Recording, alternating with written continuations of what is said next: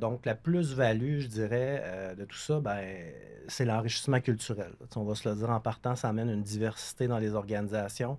Ça amène également, ben, ça nous sort de notre confort. Tu sais, Mhm, veut mhm. pas, quand on est dans une entreprise où est-ce que, il y a une diversité culturelle qui est présente et ainsi de suite, veut pas, ça peut jouer sur certains aspects et ainsi de suite. Ça peut, chambranler certains, pylônes qu'on croyait et tout ça, mais ça amène une évolution. Ça amène les gens à évoluer, ça amène les gestionnaires à avancer aussi, à se poser les bonnes questions. Mhm. Puis souvent, quand on accompagne nos entreprises, souvent les processus RH, le thinking RH va Ouais. changer aussi dans un moyen long terme. Bon, on s'entend que tu travailles avec la PME, même Oui, de la petite entreprise, là, si on regarde des exact. définitions pures. Là. Petite entreprise, souvent les processus RH avec les candidats lambda, ben, c'est des degrés différents de préparation. Des fois, c'est des entrevues qui sont assez bien élaborées. D'autres fois, c'est un peu plus, comme on dit, au coin de la table. Là, on rentre dans le recrutement international, c'est quand même un niveau de plus. Quel rôle Québec International vient jouer là-dedans pour être capable d'un peu de professionnaliser ces embauches-là? Ben, en fait, on a un rôle, comme j'expliquais, qui est vraiment conseil. Donc, Ouais, par exemple, quand j'accompagne, que ce soit, moi, je suis plus attitré présentement au secteur de l'éducation, ouais. hôtellerie, restauration. Souvent, ce que je vais faire, c'est que je vais rencontrer probablement les membres des équipes ressources humaines. Donc, je vais expliquer un petit peu comment fonctionne le recrutement international, qu'est-ce qu'on doit faire avant de se lancer dans le recrutement international, qu'on soit un service de garde éducatif ou Ouais. une autre entreprise. Euh, Puis souvent, ben, la réalité des services de garde éducatifs va être que c'est des petites équipes, hein. Souvent, Mhm. si vous avez une ou deux installations, il va y avoir une directrice Ouais. générale, une personne à l'administration. Et là, ben, moi, la première chose que je vais expliquer, c'est êtes-vous prêt à vous lancer dans le recrutement Mhm. international pour aller chercher des éducatrices à l'enfance qualifiées Mhm. sur certains territoires. Et je vous dirais que le premier enjeu, c'est le temps, hein. Donc, c'est vraiment un petit peu de la sensibilisation au temps que ça va prendre, comment on se prépare avant de se lancer et ainsi de suite pour débuter les premières étapes pour le recrutement international. Pas de sieste pour les pros, le podcast pour les professionnels de la petite enfance. Bienvenue au podcast Pas de sieste pour les pros. Aujourd'hui, nous recevons Jasmin Maheu, qui est conseiller en entreprise chez Québec International. On a des belles conversations à avoir avec lui aujourd'hui. On va apprendre beaucoup de choses, je le pense, mais avant tout, on a notre première question à poser à Jasmin. L'éternelle question. Comment est-ce que tu étais, Jasmin, quand tu étais enfant?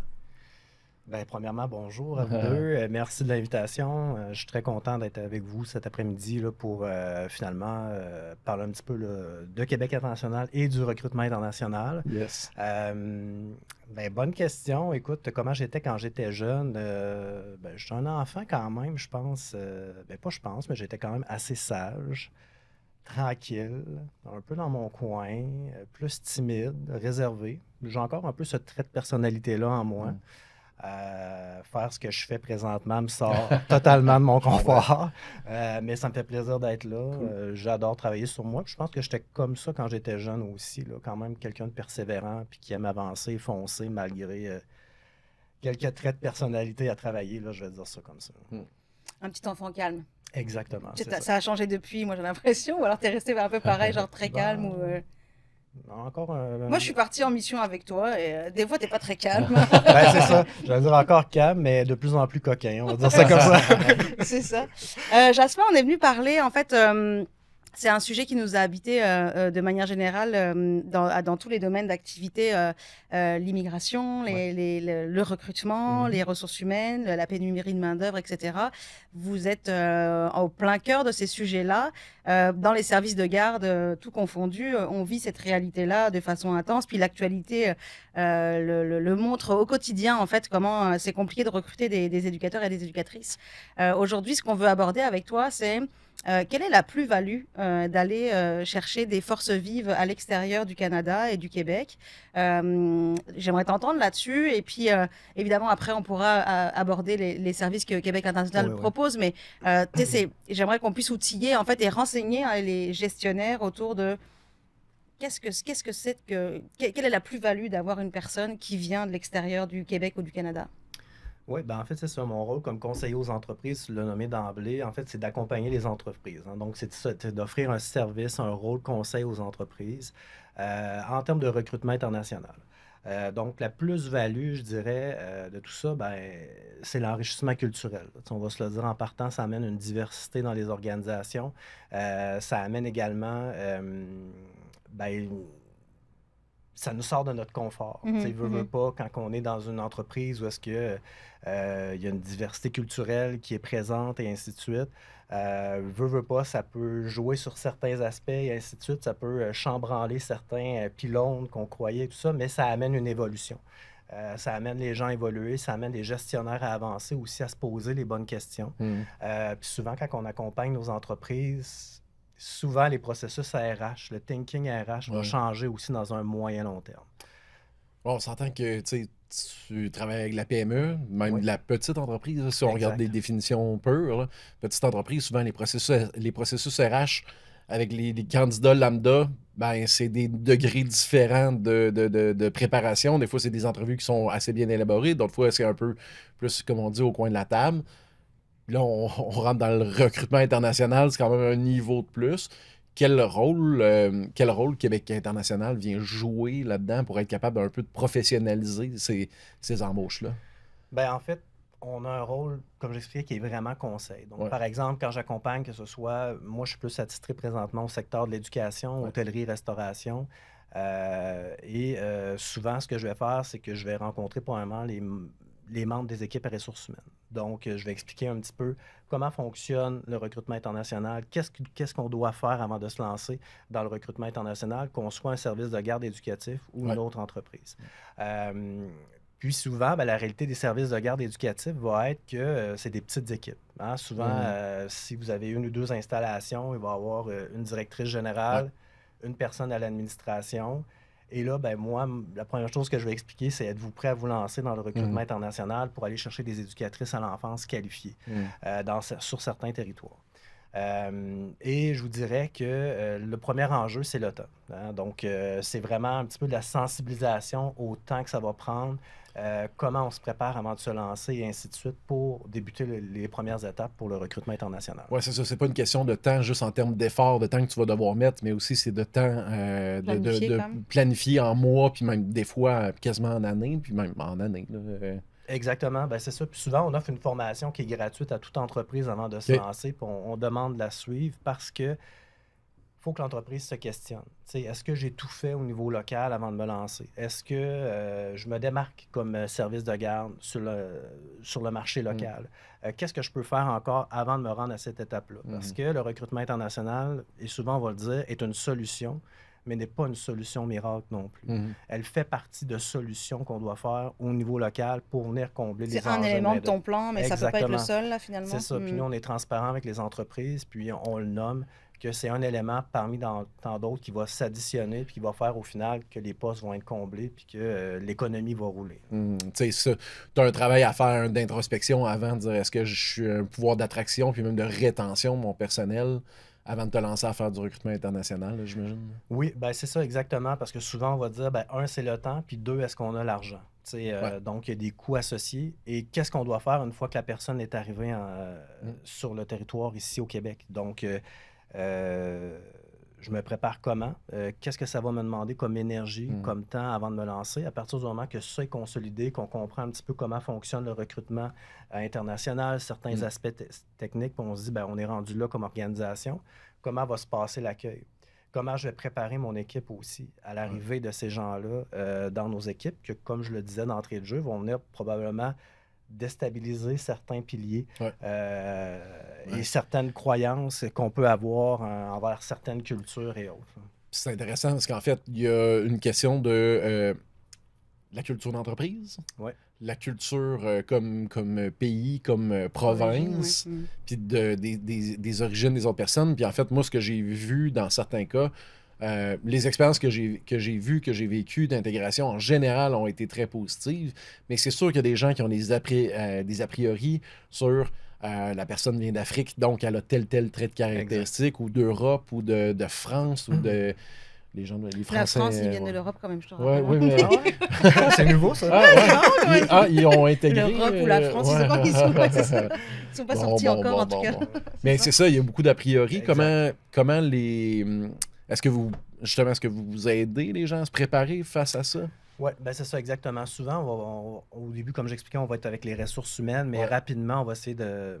Surtout une traverser. entreprise qui commence, tu sais, on ne va pas prioriser que l'entreprise commence avec 17 embauches lors d'une mission X Ouais. pour l'accueil de 17 nouveaux travailleurs dans Ouais. l'équipe répartis sur plusieurs semaines. Souvent, on présentait ça comme étant étape par étape, la petite étape de se lancer pour un, deux postes Mm. qui sont plus clés. Dans ce cas-ci, pour les services de garde, ben, ça va être pour des postes d'éducation à la petite enfance.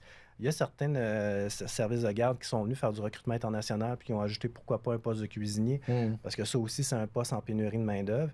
Mais c'est ça, c'est beaucoup de sensibilisation au départ avec les ressources humaines pour par la suite sensibiliser les gestionnaires à ben voici, tu sais, va être important de connaître le territoire, tu sais, peu importe lequel c'est, si c'est l'Europe, si c'est les pays du Maghreb, si c'est l'Amérique latine, c'est quoi la culture? D'où viennent ces gens-là? Mm. Qu'est-ce qui va être déstabilisant pour nos équipes? Qu'est-ce qui est complètement contraire ici à nos valeurs du Québec? Parce que souvent, quand on est dedans, moi, je suis québécois, on voit plus vraiment notre histoire. Ouais. On en a des choses ancrées, on en a des valeurs, on en a des fondements, on en a des bases.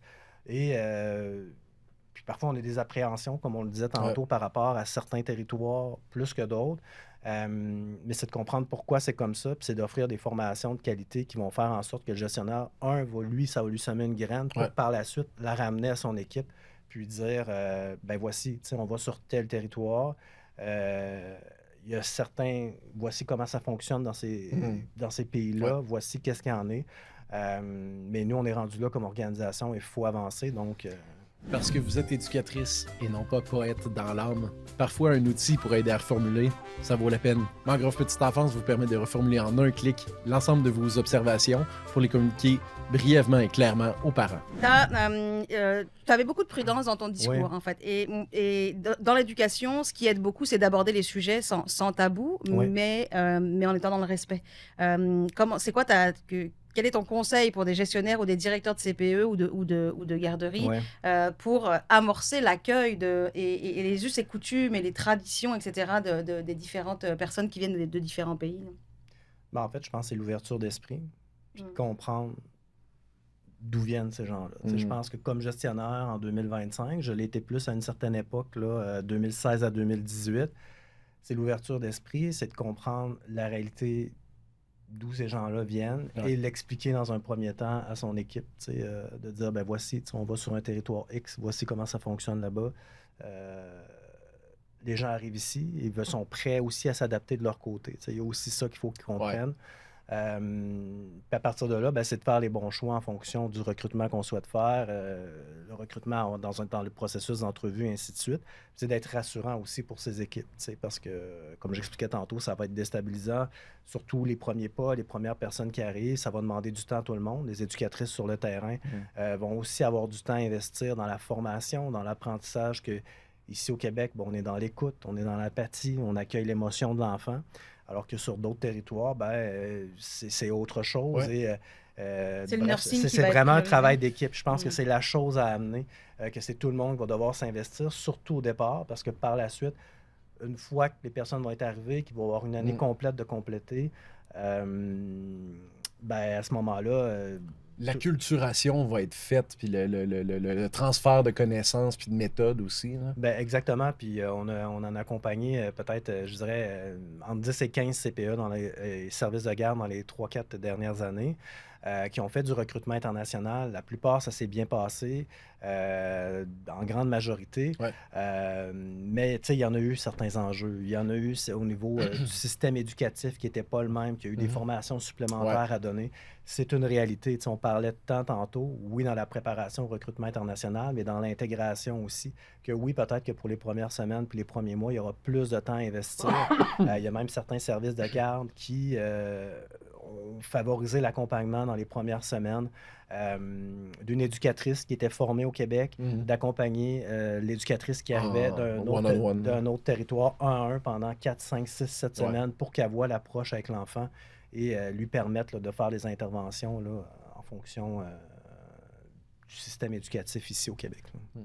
Y a-tu encore beaucoup de services de garde? Quand toi, tu es en lien avec des directeurs, directrices, vois-tu encore cette volonté d'aller chercher des expériences ailleurs? Est-ce que les gens sont plutôt réticents? C'est quoi les premières craintes que les personnes ou les directeurs vont t'amener dans les appels que tu as avec ces gens-là? Ben, souvent, l'intérêt est là.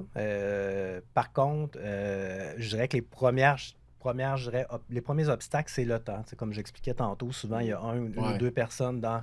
Fait que c'est souvent la première chose de dire Hey, j'ai-tu le temps nécessaire pour tout faire ça Ouais. par moi-même? Est-ce qu'on est vraiment rendu là? Donc, ça, je dirais, c'est le premier obstacle. Le deuxième va être plus en termes de budget, tu sais, de dire ben, combien ça coûte. Tu sais, le IMT, donc l'étude d'impact sur le marché du travail, le CAQ au niveau du Québec, comment ça fonctionne, l'obtention du permis de travail, est-ce que c'est moi ou c'est l'employé qui le paye, tout ça. Donc, c'est tous des questionnements, c'est tout un peu certains éléments qu'on doit amener aux gestionnaires. Et je dirais en toute transparence que dans les services de garde éducatifs, souvent, c'est l'enjeu de temps qui va ralentir un petit peu cette envie-là d'aller faire du recrutement au niveau international. Je trouve ça intéressant parce qu'en fait, l'enjeu de temps, tu vois, nous autres, on avait décidé de faire la démarche avec Québec International, puis l'idée, c'était de dire, c'est sûr que nous autres, aujourd'hui, on a 3 installations. À ce moment-là, on en avait 2, mais mettons qu'on part sur la prémisse qu'on avait 3, c'est grosso modo quasiment 45, autour de 45 éducatrices. Le risque que tu aies quelqu'un qui quitte, mettons que le projet d'immigration prend 1 an, mettons. Ben, le risque que tu aies quelqu'un qui quitte dans hauteur de tes 45 personnes en 1 an, il est proche de 100%. Là. Je veux dire, dans le contexte du travail aujourd'hui, les gens bougent. Je pense qu'il y a une petite nuance avec les CPE parce qu'il y a la question du fonds de pension et ce genre de choses-là, mais en même temps, ils peuvent bouger entre des CPE, ils ne changent pas de carrière nécessairement. Puis ça, c'est l'autre partie. Il y a aussi des changements de carrière. Il y a des gens qui. On le sait, puis il y a des gens qui quittent la profession. Puis c'est dommage, mais ça arrive. Fait que, je trouve ça drôle que. Ben, pas je trouve ça drôle, mais nous autres, on avait fait le pari que ben c'est très probable qu'on ait besoin de la personne, qu'on va être rendu au moment de l'embaucher, puis au final, ça nous a très bien servi. Là. Oui, parce que généralement, ce qu'on voit, nous, c'est entre 10 et 15% du staff qui change parce que déménagement, des personnes qui sont enceintes, en fait, on s'entend que c'est quand même majoritairement des femmes qu'on a dans notre staff.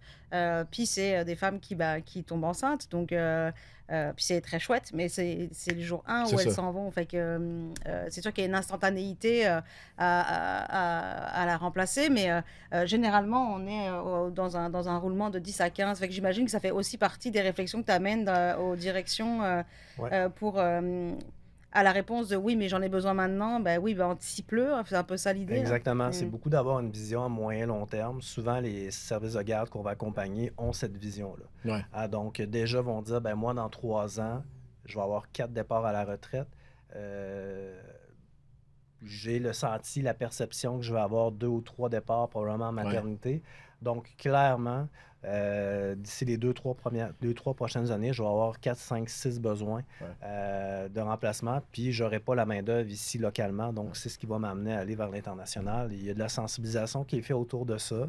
Puis là, ça me fait penser en termes de rétention. Souvent, les gens qui sont embauchés lors de missions ou, bref, au niveau international, il y a quand même un lien de proximité super intéressant qui se crée avec eux. Absolument. Qui va être différent quand même de ce qui se passe au Québec. Pourquoi? Parce que ce qu'il ne faut jamais oublier, c'est que ces gens-là, oui, ont une envie du Québec, oui, désirent pour diverses raisons, que ce soit pour des enjeux de sécurité et ainsi de suite dans leur pays natal, veulent venir au Québec.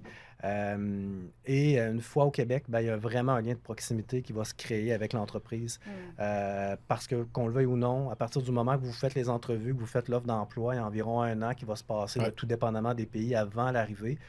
Et c'est hyper important de garder le contact avec ces gens-là, que ce soit des courriels, des rencontres team, juste voir comment ça va. Parce qu'eux, ils quittent tout. Hein, ils partent, ils laissent souvent une maison. Bien des membres de la famille arrivent avec le conjoint, la conjointe, les enfants s'il y a lieu. Et quelques valises et viennent s'établir ici dans un appartement pour commencer. Tu cherches tes repères. Là. Exactement. Donc, eux vont grandement apprécier la chance et d'avoir obtenu un emploi au Québec. Et avec vous, donc le service de garde qui aura fait cette offre-là, et vraiment une relation particulière, et aussi dans l'intégration, la rétention, que ce soit pour la recherche, comment ça fonctionne les épiceries, les supermarchés ici au Québec, Ouais. c'est quoi les centres d'achat, les magasins Ouais. de grande surface ça va me coûter moins cher au début parce que là, je viens d'arriver avec ma famille, puis j'aimerais bien avoir une voiture rapidement, Ouais. pas nécessairement prendre l'autobus, et ainsi de suite. Donc, il y a plein de réalités comme ça qui font qu'il y a un lien très fort qui va se créer entre l'employé et l'employeur. Il y a toute la question aussi vestimentaire. En fait, moi, enfin, toutes les personnes qu'on a accueillies, c'est l'une des premières questions. Mais comment vous faites pour pas mourir de froid? Et les enfants, Oui. tu vois, il y a comme, est-ce que vous sortez vraiment les enfants à cette température-là? Vous êtes des malades. Fait qu'il y a comme cette relation Ouais. au froid, en fait, à la météo, qui est un vrai sujet. Un vrai sujet pour les personnes qui Ouais. arrivent ici. En fait, comment je m'équipe, c'est quoi que je dois mettre. Puis pendant longtemps, tu as des personnes qui, le week-end, sortent pas en hiver de chez elles. Je dis, mais vous êtes fous, il fait trop froid. Moi, donc l'acclimatation à la température et au froid, et comment j'adapte mon rythme de vie aussi au froid, en fait. Ouais. Puis à la météo, c'est aussi un des sujets. Fait que, Québec International fait des missions de recrutement. Ouais. Au-delà d'être le fun, parce que c'est des liens qu'on crée avec Ouais, ouais. des gens, avec des entreprises, et les équipes, ton équipe sont vraiment chouettes pour organiser tout ça, parce que c'est très bien organisé. Merci bien. Comment ça se passe? Comment ça se prépare, ces missions-là? Est-ce que ça demande du temps? Est-ce que, je t'en parlais, oui, tout à l'heure, du temps, mais comment ça se passe là pour partir à la recherche de nouvelles personnes, là? Ben, en fait, premièrement, c'est de prendre contact avec nous. Évidemment, nous, il y a certains territoires qui sont visés et plus dédiés à la petite enfance, par exemple. Donc, il y a certains territoires que la reconnaissance de diplôme, il y a plus de diplômes qui sont reconnus Ouais. comme étant qualifiants ici au Québec. Donc, ça fait en sorte que c'est nous contacter, faire un petit peu. Non, vas-y, Vas-y, vas-y, mais en fait, je veux juste le nommer, ça.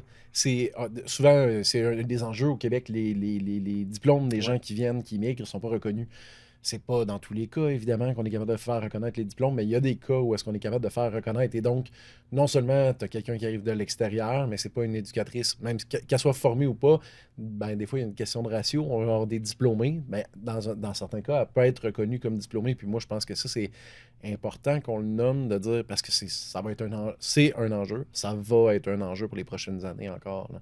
Excuse, je t'ai interrompu, Non, là, non, mais... non, ben oui, mais effectivement, c'est un enjeu. C'est pas tous les territoires. Donc, il y en a certains, là, principalement au Maghreb et quelques-uns en Europe, là, il y a plus de diplômes qui sont reconnus présentement là, Ouais. par le ministère de la Famille.